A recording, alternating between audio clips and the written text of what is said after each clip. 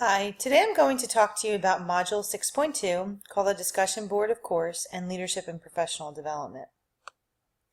We've been asked to look at two different types of questions, technology leadership skills as well as professional development. So since we only have to choose one, what I'm actually going to select is number 2, which states as follows. What type of professional development plan will you embark upon that will keep you abreast of change in technologies? Please cite examples of the best and worst examples you've experienced and how you learned from those experiences. Okay, so let's take a look on a couple things that I plan on doing. In the past year or so, I've been working on what's called a lunch and learn or learn and lunch or brown paper bag.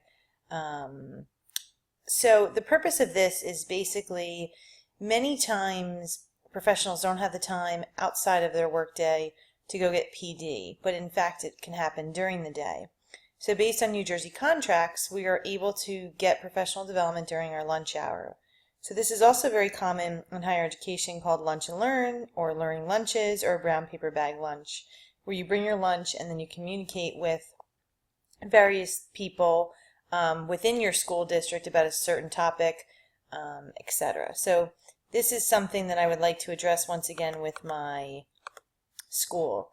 Basically, it can occur during a scheduled lunch, you can eat, and then you can also get professional development and professional development hours.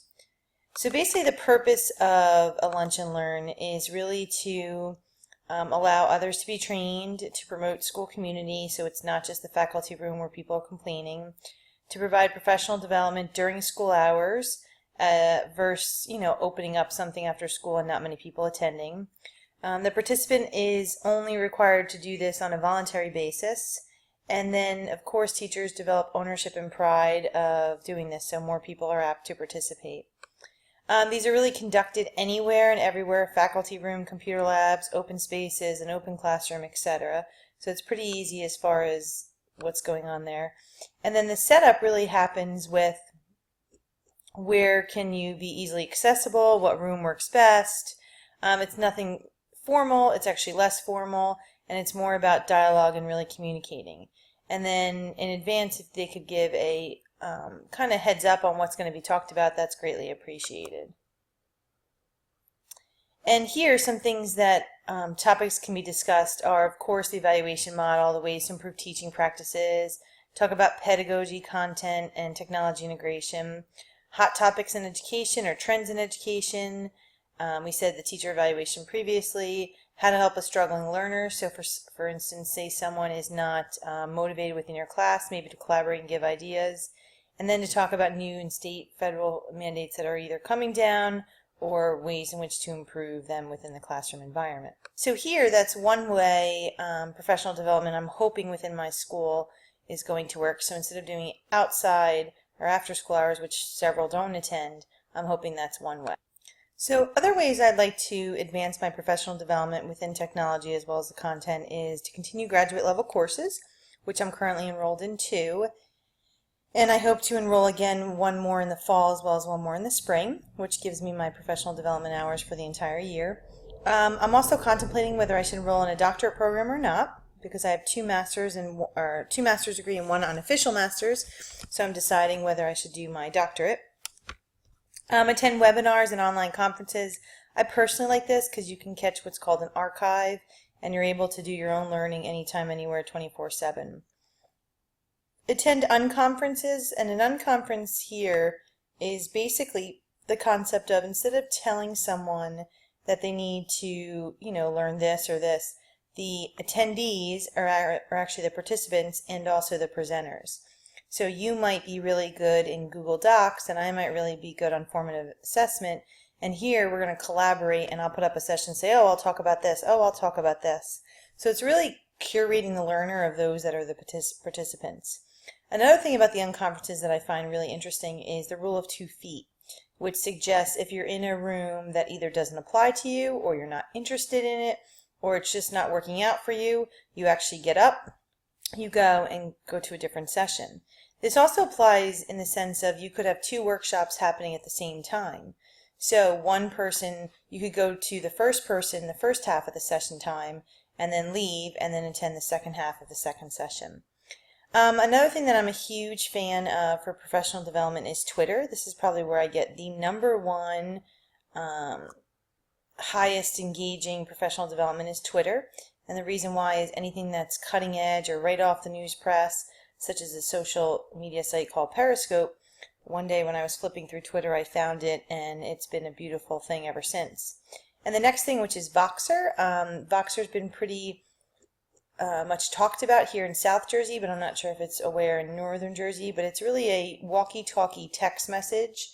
So you can leave messages back and forth, and then you can hear the person's voice. It's really cool. So Twitter and Voxer are probably the two main ways in which professionals today, administrators as well as teachers, are receiving their professional development. And as we talked about before, the idea of bringing in a brown paper lunch or a lunch and learn, I'd like to do that within my district. Okay, so based on the previous discussion board, I know some of you guys were interested in how to find professional development, and I think this might be the best way to show you where it is. So at the conclusion of this course, one will be able to attend what's known as Chrome Camp. And Chrome Camp is an unconference really devoted to anything relating to Chrome or Google in the K through 12 education. So that includes Chromebooks or anything relating to the browser, etc. So here's a really cool unconference. I believe it used to be called Pad Camp, but now they changed it to Chrome Camp. And this happens this year, August 5th, 2015, at the Bellhaven Middle School in Linwood. Another opportunity for professional development is a very important website called njaet.org, and it stands for New Jersey Association of Educational Technology. And here I will be attending the boot camp, which is actually next week on August 4th. This conference is not free. I believe it was $35 to attend. And then if you attend, they give it back to you. If you don't attend, they charge you. Another opportunity specifically about professional development will be what's called on Teach Meet New Jersey. It's held at Stockton University, and it's being held on August 13th, 2015. Ooh, I'm right here. This website is another free unconference. I think this will be the 4th presentation, and it has about anywhere from 350 participants all the way up to 500 participants. It's an unconference with fantastic free giveaways, so if you're interested, I think it's actually one of the biggest conferences for EdTech in New Jersey that's free, which is a fantastic opportunity. So if you're interested, on August 13th, 2015, you can register. Registration's free, and you can register here, or you can register on Evite. And it really gives you an opportunity, 20-minute sessions, to really learn about different types of tech. And then in the afternoon, you actually have an extended amount of time to really focus on one piece. One of my favorite components about professional development now versus 10, 15 years ago is the ability to learn what I want to learn, when I want to learn, at the pace in which I want to learn. So that's why I really like Twitter.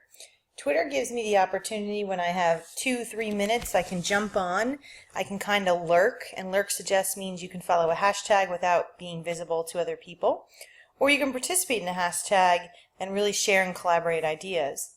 There are times too when I was working on previous projects where I would post my projects and ask for feedback around the world. So that was really interesting to see that connection and peer review like no other. So Twitter really provides the means in which I can expand my technology knowledge, expand my content knowledge, and if there's any new evaluation systems or any new trends that are really working within the classroom, it's pretty instantaneous versus waiting for the conference of 2 years later, 3 years later, etc. So this concludes a few examples of the professional development I plan to do, both with immediate ending of this course as well as in my future endeavors. Okay, let me answer the second part of the discussion question. Okay, the second part of the question says, please cite examples of the best and worst examples that you've experienced and how you learn from these experiences. So please note, prior to now, I went over a few examples of workshops that you can attend to, Twitter, or new approaches to professional development. The second part I'll address is my worst examples, and the worst examples are these.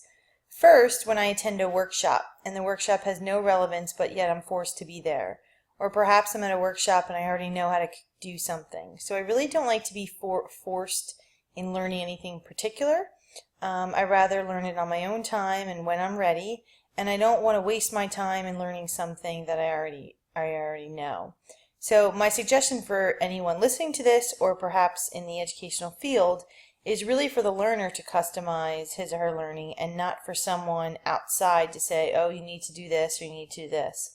So that's what I call the cookie cutter professional development, which I'm really not for, where everyone gets the same professional development whether they need it or they don't. And I prefer rather one having customization of what they need to know, how they need to know, and that goes back to the principles of learning on demand, learning anytime, anywhere, 24/7. Well, it's been a pleasure talking with all of you this semester, and I wish you all the best in your future endeavors and enjoy your journey in EdTech. All the best.